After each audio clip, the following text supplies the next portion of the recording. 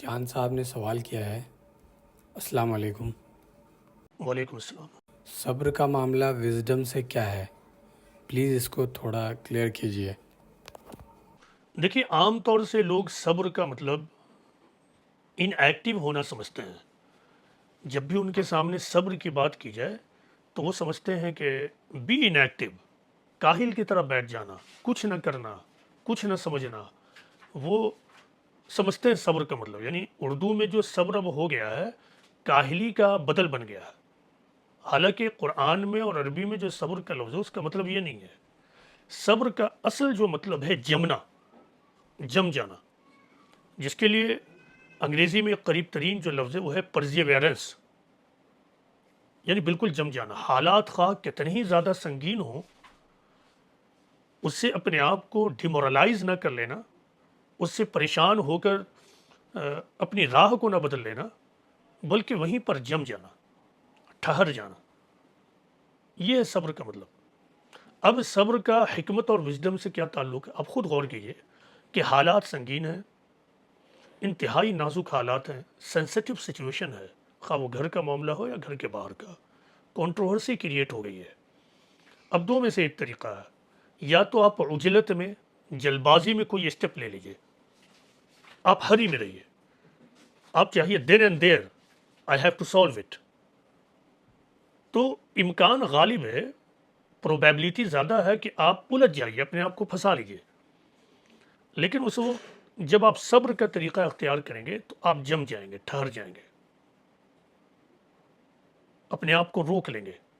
صبر کا مطلب یہ بھی ہوتا ہے روک لینا، اپنے آپ کو تھام لینا۔ اب جیسے ہی آپ اپنے آپ کو روکیں گے، تھامیں گے، اپنے آپ کو روک لیں گے، تو پھر آپ کا دماغ چلنا شروع کرے گا۔ اب آپ اپنے دماغ کو چلا کر یہ غور کریں گے کہ یہاں پہ what would be better، کیا بہتر ہوگا،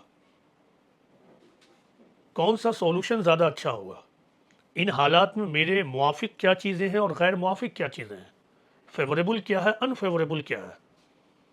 آپ پوری سچویشن پر غور کریں گے، اس کے پروز اینڈ کونز کو کنسیڈر کریں گے۔ جب وہ سچویشن پیدا ہوئی تو آپ پھر یہ سوچیں گے کہ ویئر از مائی مسٹیک، ہم نے کہاں غلطی کی ہے، ہم نے کہاں لوپ ہول چھوڑا۔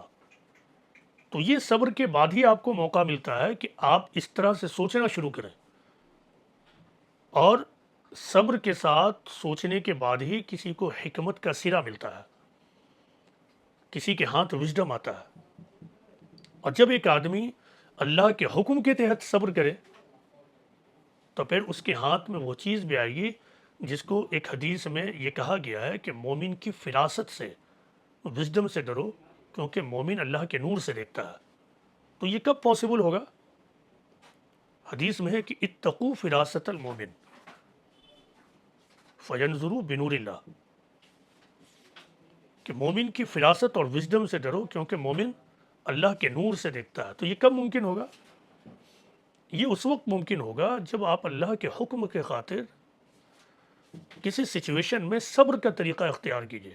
آپ کے سامنے ہو وَلِ رَبِّكَ فَاصْبِرْ، اپنے رب کے لیے صبر کرو، اور صبر کرنے کے بعد آپ پوری طرح سوچتے ہیں، سمجھتے ہیں، پھر آپ یہ فیصلہ کرتے ہیں کہ میرے لیے اسٹیپ لینا درست ہے یا رک جانا درست ہے یا بیک ہو جانا درست ہے، میرے لیے آگے بڑھنا درست ہے یا فارگیو کر دینا درست ہے، میرے لیے سبق سکھانا درست ہوگا یا فارگیونیس اور اوائیڈنس کا طریقہ درست ہوگا۔